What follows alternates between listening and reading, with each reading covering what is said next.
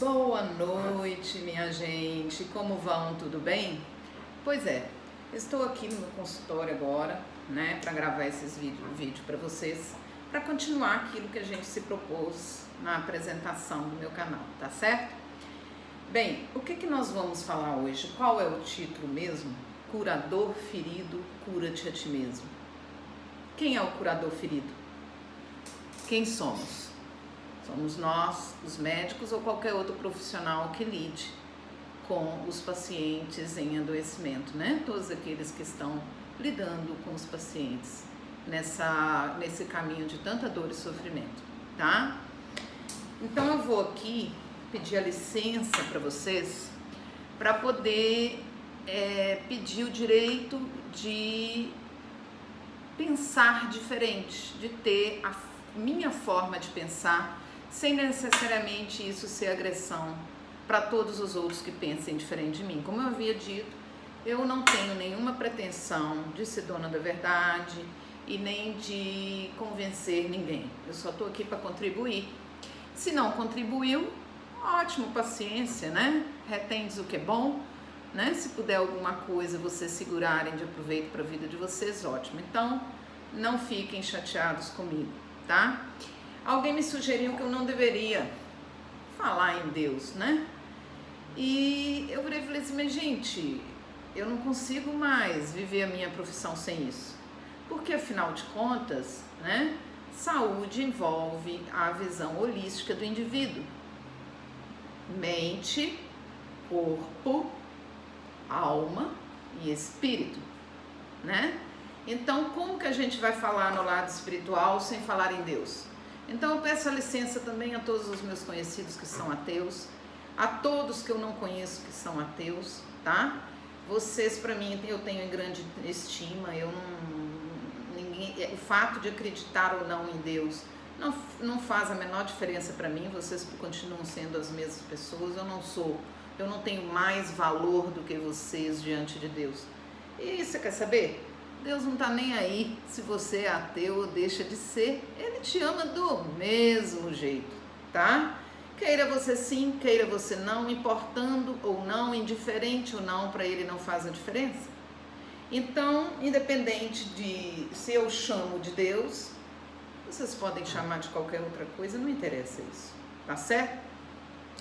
Então é o seguinte, eu venho falar aqui de toda a minha trajetória, né? Falando agora de ateu, é interessante afirmar que eu tive uma formação bem sólida, né, dentro de uma religião, foi a religião católica, minha base de formação espiritual foi na religião católica e foi até meados da minha adolescência. Só que aí eu, de alguma maneira, resolvi me afastar, né? Todo adolescente nessa idade, ele tem que contradizer alguma coisa, né? E essa foram uma das coisas que eu quis ir do contra. E eu já era do contra de natureza, sempre fui muito questionadora e comecei a não ver sentido nessa espiritualidade trazida pela minha família e comecei a questionar vários pontos, né? Para vocês terem uma ideia, na Igreja Católica a gente fala da Santíssima Trindade, né? Que Deus, ele é Deus, um só, mas com 3 pessoas, né? Deus Pai, Deus Filho, Deus Espírito Santo. E por que assim? Na verdade, porque Deus é amor, né? Então, se Deus é amor e amor é relacionamento, não existe amor sem relacionamento, então Deus teria que ter relacionamento dentro de si mesmo. Senão, ele não poderia ser sinônimo de amor, certo? Aí, muito bem. Aí, eu, com 7 anos de idade, comecei a chorar com a minha mãe, porque eu não entendia como que podia Deus ser um e ter 3 pessoas. E se eu não entendia, eu não poderia acreditar. E assim foi, né? De questionamento em questionamentos, eu fui cada vez mais passando por um processo de ateização, né? E esse processo tornou-se muito nítido, porque eu me bastava, afinal de contas eu. Se eu quero tirar uma nota boa, eu estudo. Se eu quero passar numa residência boa, eu estudo, eu faço o que eu quiser, né? Então, toda a centralidade da pessoa que passa por um processo de ateização está em mim mesmo, ok? E assim eu fui. Lembro de uma vez conversando com um padre e ele falou que eu estava passando por um processo nítido de ateização. Eu perguntei qual o problema, ele falou: nenhum. Como pessoa, você é a pessoa que eu estimo. Como padre, eu choro por você. Eu acredito em Deus. E aí eu fiquei com aquilo na cabeça, mas também acabou indo para o segundo plano, certo? Varri a poeira para debaixo do tapete. Então assim foi esse processo. Passei no vestibular, né, e fiz a faculdade, posso dizer muito bem, graças a Deus. Só que no final da faculdade, lá vai eu entrar em crise. Ai, por que está em crise? Porque eu não aceito essa medicina, porque é uma medicina que não cura, com muitas limitações.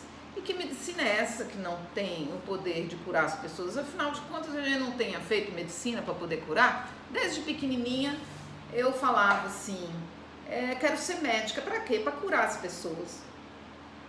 E aí eu comecei a entrar em crise, né? Que medicina é essa? Uma medicina em crise, na época eu achava que já está em crise, imagina se eu soubesse o que ia acontecer nos dias de hoje, né? Como que seria? E aí eu fiz a residência, sim, comecei a deprimir porque eu percebi, né, em vários pacientes que eu não tinha esse poder todo que eu achava que eu tinha. Eu não tinha muita a capacidade limitada, né? Todas as minhas capacidades começaram a se revelar limitadas, mas isso também ficou meio escondidinho. E lá fui eu para a residência, deprimida já, mas eu não sabia que estava em depressão, né? E na residência médica, eu fui cursando a residência e numa das melhores escolas do país, quer dizer, Hospital das Clínicas da USP em São Paulo, né? E lá estão os melhores dos melhores dos melhores. E é claro que a vaidade e o orgulho imperavam, né? Todo mundo buscando eu. Nesse meio, é claro que eu também estava toda orgulhosa e vaidosa, né? Eu passei numa das melhores residências do país, a minha formação vai ser excelente, eu vou ser uma neurologista famosa. Só que aqueles planos começaram a não fazer sentido para mim. Por quê? Simplesmente, um dia, eu estava passando o primeiro ano, porque a gente passava no primeiro ano na clínica médica e depois a gente passava mais 2 anos na neurologia. E na ocasião, éramos um grupo de 7, se não me engano, e eu era neuro do grupo, né? Porque eu seria aquela que já tinha entrado para a residência de neurologia e no ano seguinte eu entraria em neurologista. E aí nós estávamos passando a UTI nefro. E acontece que chegou um paciente lá que não era bem na nefrologia, de doenças do rim. Ele era de uma paciente, aliás, que tinha rompido um aneurisma e ela estava em coma. Enfim, um coma bem severo e possivelmente ia morrer. Lá vou eu procurar os R+, que eram os residentes que estavam mais tempo na neurologia, para poder dar as devidas informações para a gente conduzir o paciente na UTI nefrologia. Muito bem. Quando eu cheguei para falar com um R, um residente mais, ele virou e falou assim comigo, né? Eu apresentei o caso para ele, falei o que era, que já tinha feito os exames e os exames tinham mostrado múltiplos aneurismas cerebrais.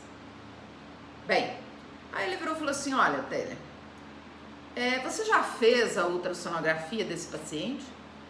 Eu falei assim, não, nós não fizemos ultrassonografia dele, por que tem que fazer? Ele falou assim, olha, como ela tem múltiplos aneurismas cerebrais, então você tem que fazer uma ultrassonografia, porque múltiplos aneurismas cerebrais pode estar relacionado a rins policísticos, porque quem tem rim policístico tem uma probabilidade maior de ter aneurisma cerebral. Olhei para ele e falei assim, obrigado. Ele falou, por quê? Porque eu, minha mãe, meus irmãos, todo mundo tem rim policístico. Então você está dizendo para mim que eu posso ter uma bomba relógio na cabeça? Não sei. Ele falou, mas aí descobre. Você descobre, você faz uma arteriografia, você faz os exames, conforme for você opera. Eu falei, muito bem. E se eu tiver um aneurisma em topo de basilar, que é uma região muito difícil acesso, né? Na época não era qualquer um que operava, era um acesso dificílimo, que muita gente preferia não operar pelo risco enorme de complicação na cirurgia. Eu falei, se eu tiver um aneurisma de topo de basilar? Ele falou, aí é complicado, né? Eu falei, pois é. E aí eu dei uma encaixotada ali naquilo ali, para fazer de conta que aquilo ali não me afetava. Só que aí não teve jeito, minha gente. A partir dali, eu comecei a verificar que essa bichona aqui, que acha que sabia tudo, não podia garantir nem que eu ia estar vivo daí 5 minutos. E agora? Pois é, a depressão piorou. E muito. Porque o médico, muitas vezes, ele desenvolve, para ele conseguir lidar com morte, quase morte, etc., ele desenvolve um sistema de defesa mental em que ele, na prática, mesmo que não seja racional, ele acredita que aquilo é uma realidade que não pode acontecer com ele. Ele está imune, quer dizer, aquilo acontece com todo mundo, mas não acontece com ele. Então, ele consegue lidar muito bem com essa questão de morte, adoecimento, etc. E aquilo ali, essa defesa mental criada, ruiu. Eu não tinha mais, simplesmente não tinha, né? Aí o que aconteceu? Eu fui deprimindo, por quê? Eu lembro que a gente ia fazer interconsulta, que é ir em outras clínicas, e na parte cardiológica, o pessoal, os cardiologistas pediam uma avaliação da neurologia, e a gente tinha que responder ou dar essa opinião em relação a vários quadros. E aí eu ia na cardiopediatria, o pior lugar. Eu detestava ir na cardiopediatria. É aqueles nenéns, aquelas crianças pequenas, tudo azulzinha, gente, azul por causa de problema cardiológico, entubadas, um desastre. Aí eu falava assim, gente, como é que pode? O que esses meninos fizeram para merecer um trem desse? Não é possível tanto sofrimento. Quem garante que não pode acontecer com um filho meu? E aí? Eu não conseguia digerir isso de maneira adequada. Não conseguia, simplesmente não conseguia, não fazia sentido. A imunidade caiu. Então eu me via no lugar do paciente com problema cardiológico sério. Eu me via no lugar do paciente com problema neurológico sério. Eu me via no lugar de todos eles. E foi um sofrimento imenso. Eu terminei a residência, né? E tô com todo esse sofrimento, muitas vezes encaixotado, varrida a poeira para debaixo do tapete, sem procurar ter uma consciência, uma percepção desse sofrimento. Então eu perdi minha percepção desse sofrimento porque eu não tinha nenhuma saída para esses impasses. Só que quando a gente perde a percepção do sofrimento, não quer dizer que a gente deixa de sofrer. Esse sofrimento ficou lá, né? No meu inconsciente. Só um parênteses. Inconsciente, né? Se a gente quiser traduzir, é a mesma coisa que a Bíblia chamava de alma. Ou carne. Carne na Bíblia é justamente inconsciente, é onde está toda a nossa identidade humana. Toda. Nossas coisas boas, as ruins, as feridas, as mágoas, estão tudo lá e a gente não tem contato consciente com essa área. E eu encaixotei tudo lá, né? Só que o inconsciente, ele não é um depósito de memória que fica lá quietinho. Aquilo é um mundo em ebulição, é um mundo paralelo a esse externo que a gente só vive em função desse externo, né? Tem um mundo enorme no inconsciente e a gente não enxerga. Depois eu falo com mais detalhes. Bem, e aí isso foi gerando uma pressão, é claro que tinha que se manifestar e dá-lhe depressão. depressão horrível, né? Nesse meio tempo eu entrei no eletroencefalograma, fui fazer eletroencefalograma e, claro, epilepsia e me subespecializar nessa área. E nesse interim, né, eu já cheguei num estado X que não tinha jeito. Resumo da ópera, Deus tinha me quebrado, ele me quebrou, né? Por quê? Porque senão não tinha fresta para ele entrar, ele tinha que me quebrar. Ele tinha que quebrar a minha arrogância, ele tinha que quebrar a minha vaidade, ele tinha que mostrar para mim que eu não era essa bola toda que eu imaginava ser. E por que ele precisava fazer isso? Porque se você pensar bem, pelo menos os que são crentes, né? Os que não acreditam, subtrai isso aí, por favor. Mas o que tirou, né? O que tirou Lúcifer, na verdade, era o melhor anjo de Deus, era o mais capacitado. E ele se achava, minha gente, ele se achava. Quando veio o projeto de Deus em relação a nós, criaturas inúteis, ele ficou muito bravo, afinal de contas ele se achava. E aí, como ele se achava, ele achou que dava muito mais para Deus do que Deus dava para ele. É aí que nasce a mágoa, quando a gente acha que dá mais do que recebe. E aí, ele fez uma guerra eterna contra Deus. Como ele não pode atingir Deus, porque Deus é onipotente, onisciente, onipresente, para Deus ele é apenas uma barata que ele esmaga a hora que ele quiser. Então o que ele faz? Ele começa a querer atingir nós humanos, porque Deus nos ama demais, então ele atinge Deus indiretamente. Bem, então o que levou Satanás para o inferno? Né? O orgulho e a vaidade. Então, se a gente tiver que se perder, seja para o inferno ou qualquer outra coisa, dependendo da crença de cada um, nós vamos nos perder pelo orgulho e a vaidade.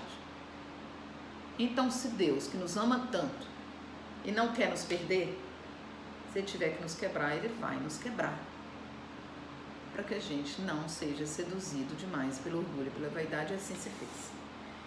E aí eu decidi, né, bem, ou eu continuo nisso, que não vai dar em lugar nenhum, eu vou morrer, ou eu vou me aliar a Deus, né? Como eu preciso de Deus, e minha formação foi na Igreja Católica, é lá que eu fui buscar. E lá fui eu buscar, e ali tem toda uma caminhada que se deu, né? E que é bem comprida, várias coisas foram acontecendo, e aí Deus expandiu os meus dons. Se eu tenho o dom da cura, o dom de ser médica, a capacidade para isso, ele me capacitou, mas ele expandiu todos esses presentes, essas habilidades, esses dons que ele me deu. E aí, com o tempo, eu fui percebendo que quanto menos eu me achava, quanto mais eu me encontrava, mais lixo eu me percebia. E mais eu me esvaziava de mim mesmo. E aí mais espaço tinha para o Espírito Santo se fazer em mim. Então não é mais eu quem vive, e sim Cristo que vive em mim, né? E aí eu comecei a deixar cada vez mais, isso foi um processo, viu gente? Não foi de uma hora para outra não. Eu comecei a deixar que Cristo fosse médico em mim. Hoje ele é médico em mim. Aliás, o nome dele é Elias, né? Ele é aquele que é. Nós não somos nada, nós somos zero. Tá lá em Moisés, viu gente? No livro de Moisés, o de Abraão, do Êxodo, aliás.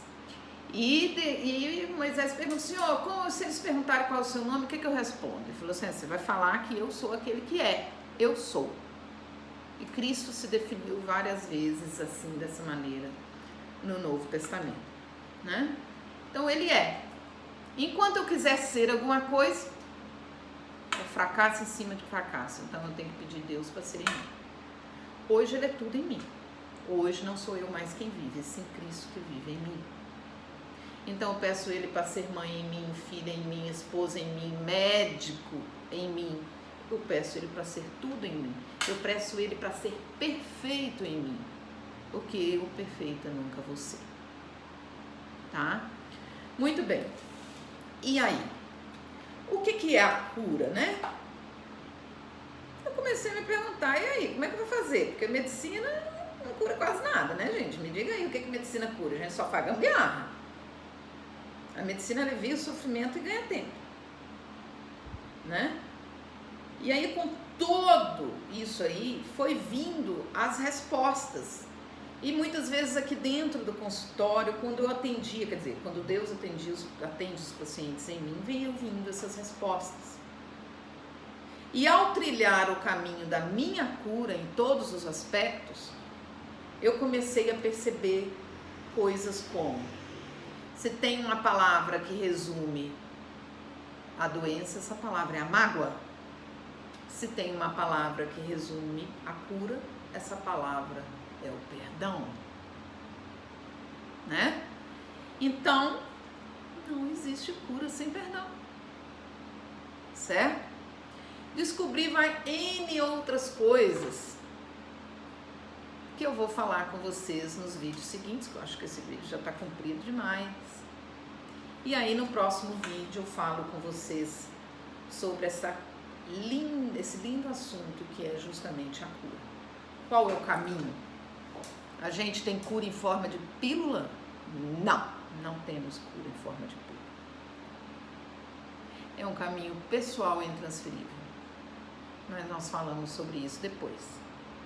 Então, muito antes de tudo isso, de todas essas experiências que eu passo para vocês, é justamente na busca da minha cura, e aí quando eu for falando sobre as circunstâncias, eu vou evocar essas experiências da minha vida. Quando eu caminho para a minha cura, eu consigo apontar o caminho da cura para os pacientes. Eu dou o caminho das pedras. Eu indico o caminho. Eu alivio o sofrimento. Ganho tempo para o treino ficar muito pior na doença antes que a ficha da pessoa caia, né? E indico o caminho. A pessoa decide se vai seguir ou não. Isso aí é sempre uma escolha. Nem Deus cura sem o arbítrio.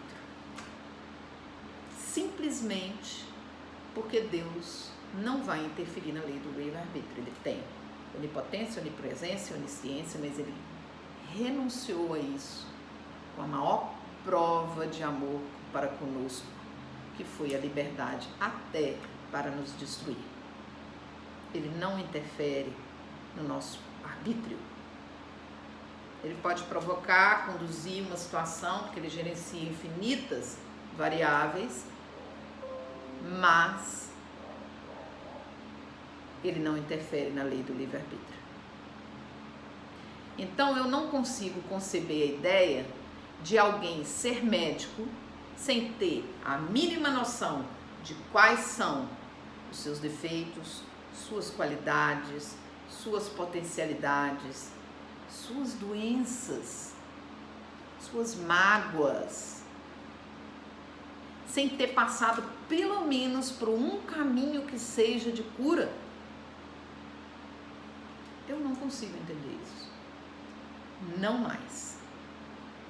Então, aí se entende o porquê, né? Uma profissão tão grandiosa que é a medicina, poucos são médicos completos porque eles querem fazer por si próprios. Eles não pedem ajuda para Deus. Afinal de contas, eu nem conheço esse tal de Deus. Eu nem acredito nele, eu sou ateu. Gosto muito de vocês, mas só lamento. Se vocês decidem limitar a vida de vocês, restringir a vida de vocês, eu decido expandir meus horizontes muito além. E para isso, eu tenho que ir além do que os meus sentidos alcançam, além do que a minha razão consegue alcançar. E aí, meu amigo, só Deus pode me dar.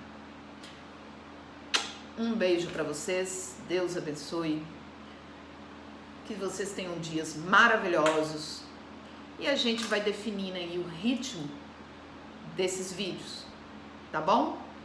Talvez de 2, 3 vezes por semana eu vou soltando um vídeo para vocês, ok? Então tá joia, tchauzinho para vocês.